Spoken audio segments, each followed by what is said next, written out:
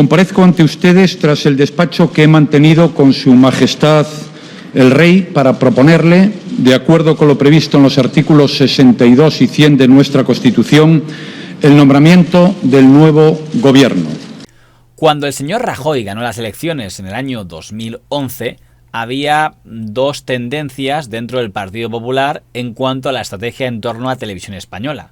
Una era la que representaba la secretaria general del Partido Popular, la señora Dolores Cospedal, que defendía que había que intervenir RTV inmediatamente y dar el poder a los del llamado sector herido, los antiguos herederos de los que habían estado en la etapa de la TV aznarista, que habían sido apartados, sancionados y castigados durante los 7 años de dominio del señor Fran Llorente.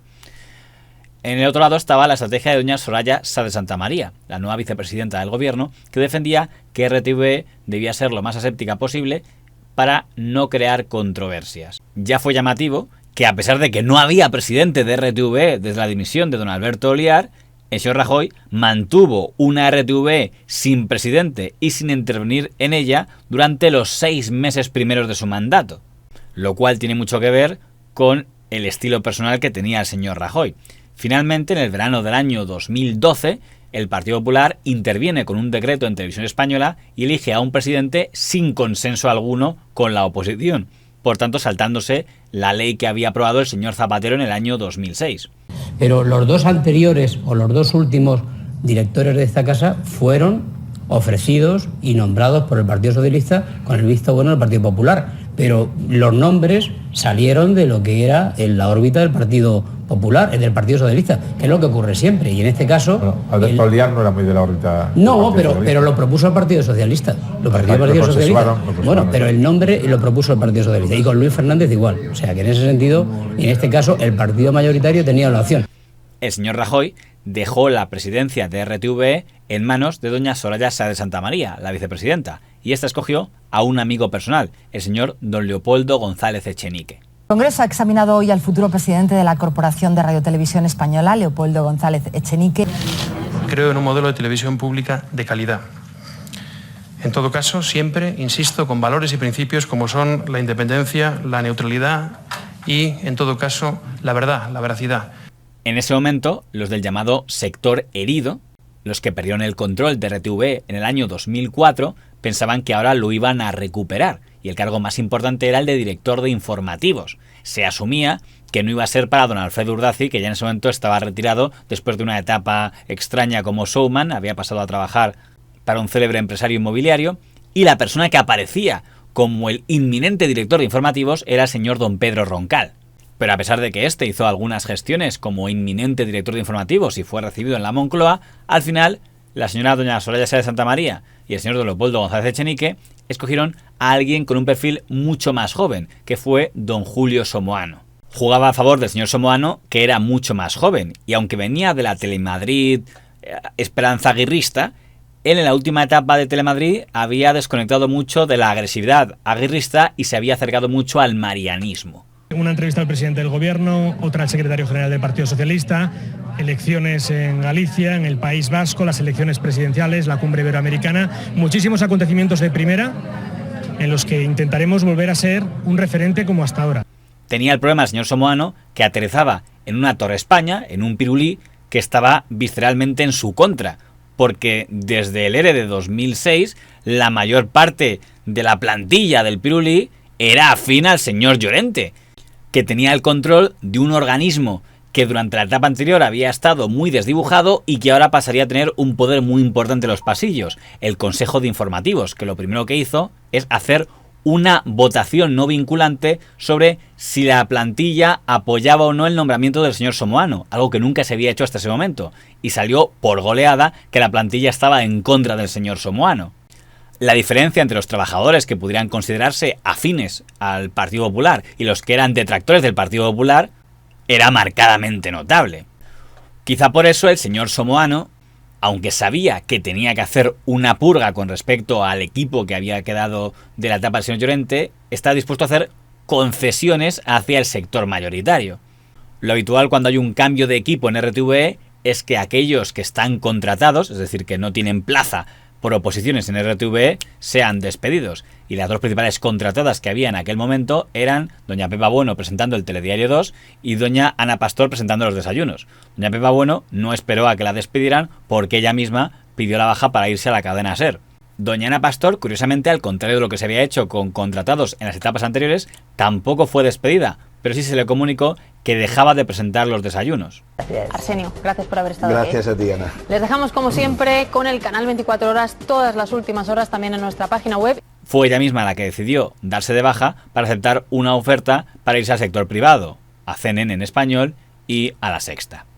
Yo presenté mi baja voluntaria, no me ofrecieron una propuesta concreta y yo presenté mi baja voluntaria, es decir, me voy sin el paro y sin ningún tipo de indemnización. Yo me voy porque no voy a estar en una televisión pública que paga a toda la gente que está aquí por no hacer nada.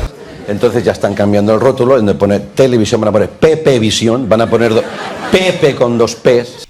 En el organigrama de informativos que montó el señor Somoano, contó bastante poco con lo que podríamos llamar el sector de los heridos. Básicamente el principal referente de este sector era el señor Genaro Castro, que quedó al frente de Informe Semanal, reemplazando a la señora Gómez Montano. Pero lo que más molestó al sector herido era que el señor Somoano mantuvo en su organigrama a doña Begoña Alegría como subjefa de Nacional.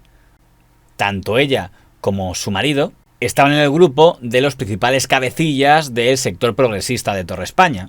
Para los telediarios, el señor Somoano decidió que no recuperaría el estilo Urdaci de que la misma persona fuera a la vez director de informativos y presentador del Telediario Estrella, el Telediario 2 de las 9. Por tanto, él quedaría por detrás de las cámaras, el Telediario 1 lo seguiría presentando doña Ana Blanco, que ya lo había hecho durante las etapas anteriores, y el Telediario 2 lo presentaría doña Marta Jaumandreu, que era su principal apuesta. Hay que decir que la etapa del señor Fran Llorente era muy elogiada desde el sector progresista como la mejor de toda la historia, pero a nivel de audiencia fue en la etapa en la que TV1 perdió el liderazgo de los telediarios, sobre todo el Telediario de las 9, en favor del señor Piqueras, en Telecinco. Un liderazgo, por cierto, que la señora Jaumandreu, bajo la batuta del señor Somoano, no conseguiría recuperar.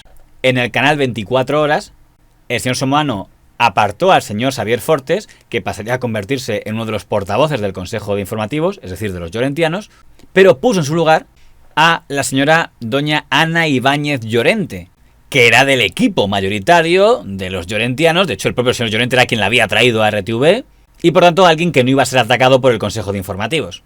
Los equilibrios del señor Somoano en Televisión Española contrastaban con la forma en la que el señor don Manuel Ventero entró en Radio Nacional. El nuevo director de RNE, que venía del equipo del sector de los heridos, había estado ya en la etapa del señor Aznar, fue elefante en cacharrería. Despidió a Juan Ramón de Lucas como locutor estrella de la radio sin dejarle despedirse y retirando su nombre de todos los podcasts, y despidió al señor Toni Garrido como locutor de las tardes. De manera oficial no sabemos si volvemos en septiembre. Sí sabemos ya que Juan Ramón Lucas no va a seguir al frente de En Días Como Hoy. No lo va a hacer la próxima temporada y eso no es una buena noticia, no lo es. Bueno, lo importante no es si seguimos nosotros. Lo importante es si siguen ustedes. Eso es lo importante. Lo importante es si siguen confiando en el medio de comunicación que pagan con sus impuestos. Durante los últimos años, Ana, Fran, Juanra han demostrado rompiéndose las manos cuál es el sentido de un medio público. Por si no tengo la oportunidad de despedirme, quiero dar las gracias a los compañeros. Y la audiencia de RNE se hundió bastante después de aquello. Por mucha moderación que se pretendiera, en algunas tertulias se vio claro el cambio de etapa, básicamente porque en la etapa del señor Zapatero había 2 tertulianos progresistas y 1 conservador en cada mesa, y ahora pasaba a ser al revés, solía haber 2 conservadores frente a 1 progresista, y hubo algunos tertulianos que directamente desaparecieron. Ese fue el caso de doña Esther Palomera, que a pesar de que estaba en la razón, ya era alguien a quien Génova 13 le había puesto la cruz. Don Fernando Berlín dijo que él renunciaba voluntariamente a volver a ir porque habían echado a amigos suyos, y don Antonio Sada dijo que él dejaba de ir porque TV se negaba a seguir pagándole el viaje. Y entre los nuevos tertulianos que aparecieron estaban figuras como doña Curri Valenzuela, que venía de Telemadrid, estaban figuras como el señor don Graciano Palomo, que acaba de ser biógrafo de un libro del señor Rajoy, y la figura que concentró todas las iras de los críticos de televisión, que es que entró como tertuliana doña Edurne Uriarte, que ya era tertuliana antes, pero que en ese momento era la novia del ministro de Educación, señor Wert. Es llamativo, que un montón de periódicos de la época se refieran a la señora Uriarte no como catedrática, sino como la novia del ministro, que no parece una actitud demasiado feminista. Y mientras ustedes han contratado a tertulianos tan importantes como la esposa del ministro Wert o al biógrafo del señor Aznar o el señor Rajoy. Y no estoy de acuerdo en que haya ningún tipo de purga en el campo de los tertulianos, ni en radio ni en televisión. Sin embargo, si el señor Somoano quería, digamos, una RTVE sin polémicas, no lo conseguiría. En la Diada de Cataluña del año 2012, los independentistas, liderados por Convergencia y por el señor Artur Mas, consiguen una importante manifestación.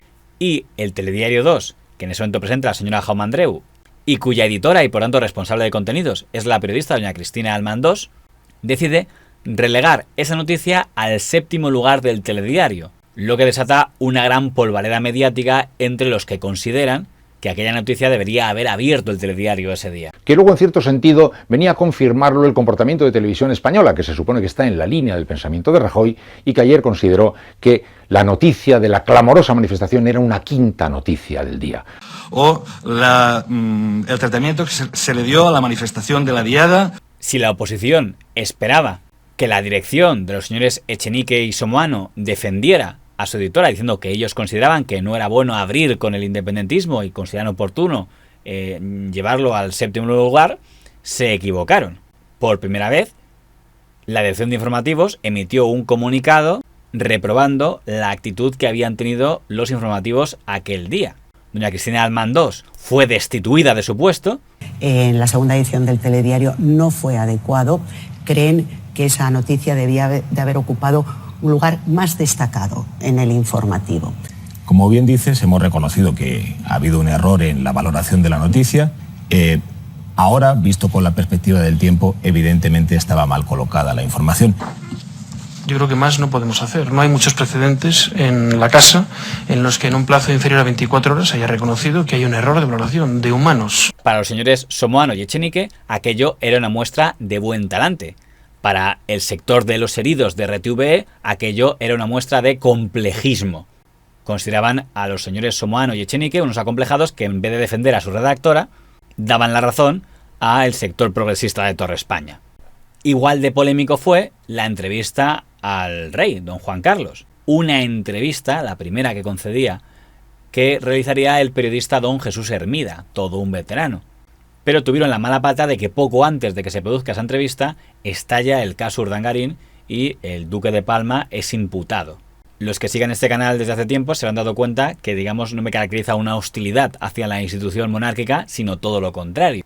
Pero aunque puede entenderse que en una entrevista planificada para conmemorar no se podía convertir en una entrevista de actualidad dominada todo por el caso Nos, en ese momento, si no se incluía al menos una pregunta sobre ese tema, aunque fuera la típica pregunta genérica de ¿qué tiene que decir la casa del rey ante esto? Y que responda pues que la justicia haga lo que tiene que hacer y se depuren responsabilidades a partir de lo que la justicia dictamine y ya está, y no se dice nada más y ya. Pero no se quiso incluir esa pregunta, ni lo incluyó el entrevistador, ni la introdujo la casa del rey, ni la introdujo el señor Somoano. Lo peor, lo más vergonzoso, porque el rey puede decir lo que crea más conveniente, pero para eso hay un entrevistador. De verdad, Hermida, que con tu edad no tengas la valentía, que ya no tienes nada que perder, ya tienes la pensión asegurada y el dinero que has cobrado siendo director de cadenas privadas muy potentes, como por ejemplo Antena 3. Que tú con tu futuro resuelto no hayas tenido la valentía de hacerle una mínima pregunta, mínimamente crítica al rey, es que como entrevistador eres un bluff, te faltan un par de huevos. Y eso con tu edad es vergonzoso.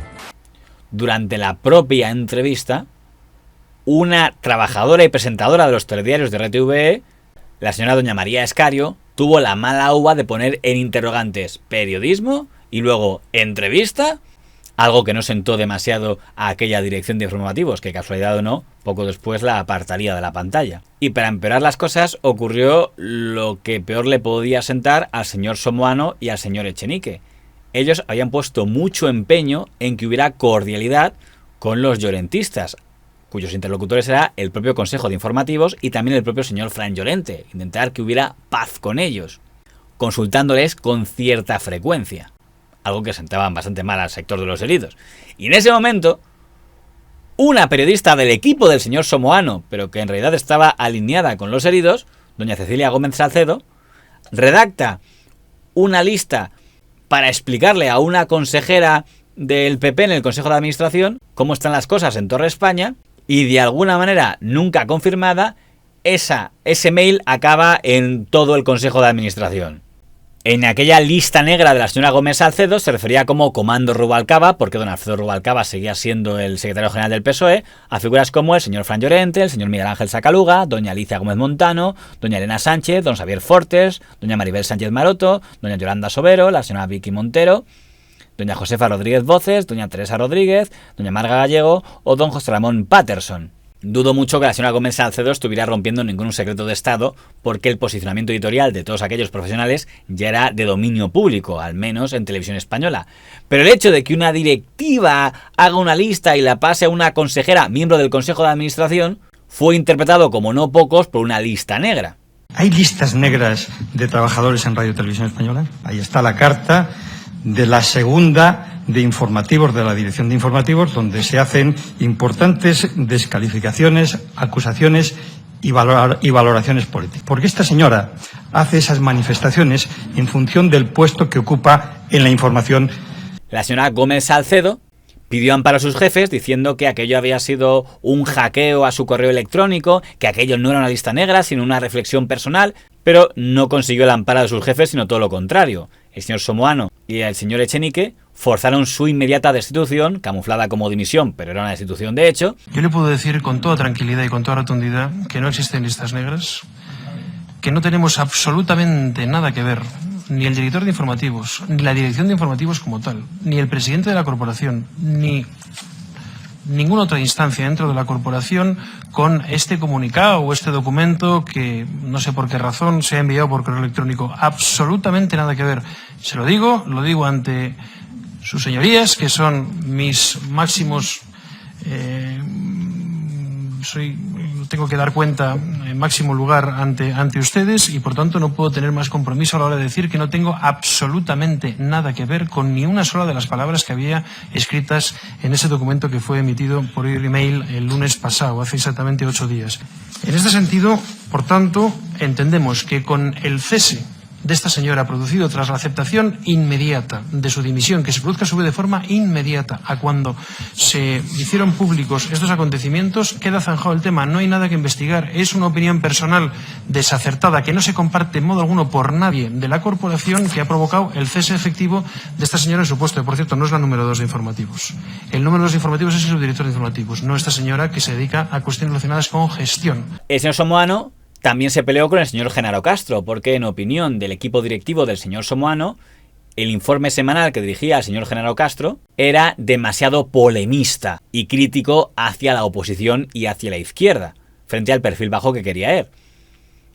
Y tomó la extraña decisión de sacar informe semanal de la noche de los sábados para ponerlo en otro horario con mucha menor audiencia. Bien, ha originado polémica, también ha tenido eco mediático, pero sobre el que hemos recibido muchísimas quejas en la oficina de la defensora. Se trata del cambio en la hora de emisión de informe semanal. Es un cambio que responde básicamente a un concepto técnico. De unos años a esta parte, el rendimiento del programa, el número de espectadores que vean el programa y que al final es la aceptación que tiene el programa. Pero el principal problema que tenía el señor Somoano es que la audiencia no se recuperaba.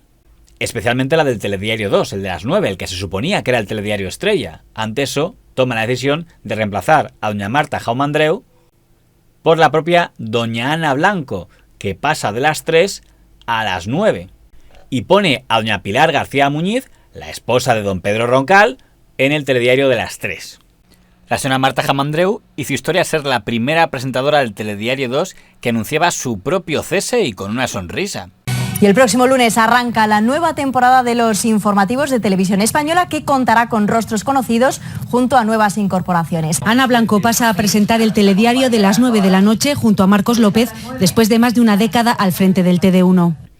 Tampoco aquello consiguió levantar la audiencia de los telediarios y en esa etapa hasta el intermedio del Gran Wyoming llega a tener más audiencia que el Telediario 2 con doña Ana Blanco.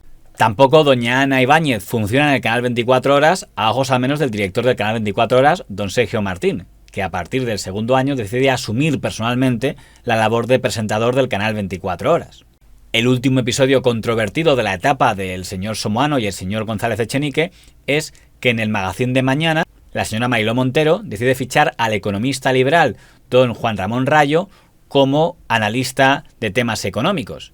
Los sindicatos piden inmediatamente la cabeza del señor Rayo y el señor González Echenique se la da. Por lo que significa que lo diga yo modestamente, que es una vergüenza que el Partido Popular, que el gobierno de Mariano Rajoy y que Mariano Rajoy acepte una cosa como esa, es de las cosas más graves que he visto. Si lo que no puede ser que en una televisión pública se pueda producir un hecho de estas características. Yo, en mi periódico puedes escribir encantado y puedes decir lo que te dé la gana. Me parece increíble que a Echenique no se le caiga la cara de vergüenza a un abogado del Estado, que yo lo respeto como abogado del Estado, de presidir una empresa pública donde permite que la UGT, y eso también, y lo quiero decir también, aunque me cause problemas, se acabarán conmigo, es igual, me es indiferente, eso muestra también el síntoma de lo que está pasando en Televisión Española, donde es la primera vez que los sindicatos, que el PSOE, que nadie pide la renuncia del presidente de la Televisión Española, porque es que están encantados. Entonces yo le diría a Poldo, oye, Poldo, no puedes permitir eso. Demostrando el gran interés que tenía de no quedar mal con los sectores sindicales, es decir, los sectores del ala izquierda. Y sin ser consciente que ello iba a enfurecer cada vez más a los sectores del ala más conservadora o más dura del PP que representaba a la señora Cospedal, que tras el episodio de la señora Almandós, tras el episodio de la señora Gómez Salcedo, tras la marginación del señor Genaro Castro o tras el episodio del señor Rayo, llegaron a la conclusión de que lo que ellos veían como el complejismo de los señores Somoano y González Echenique era, en la práctica, hacerle el juego a la izquierda sin tampoco rentabilizar nada. Aunque realmente quien le dio el golpe mortal a la RTV del señor Somoano y el señor Echenique no fueron ellos, fue el señor don Cristóbal Montoro, que ya había cerrado el grifo para las contrataciones y en ese momento se negó a dar la inyección de capital que el señor Echenique consideraba que era necesario para mantener en pie el modelo de Radio Televisión Española en el que él defendía. El señor Echenique entendió que la decisión del señor Montoro de cerrar el grifo era una medida para forzar su dimisión y como tal dimitió y además anunció que se desentendía totalmente de RTV y que no volvería a conceder ni una sola declaración sobre el tema ni sobre su etapa en la televisión pública española. Leopoldo González Echenique ha presentado su dimisión al Consejo de Administración de Radio Televisión Española como presidente de la corporación. La decisión se ha hecho efectiva de inmediato y ha asumido la presidencia en funciones el consejero José Manuel Peñalosa. González Echenique ha asegurado en su carta de despedida a los trabajadores que el servicio público que presta RTVE es imprescindible. El señor Somoano sí se quedó en Televisión Española presentando un programa de debates, pero quien tomaría el control a partir de ese momento en Radio Televisión Española, durante el resto del mandato del señor Rajoy, sería el llamado sector Edit, que venía abiertamente para una guerra con el sector mayoritario y el Consejo de Informativos.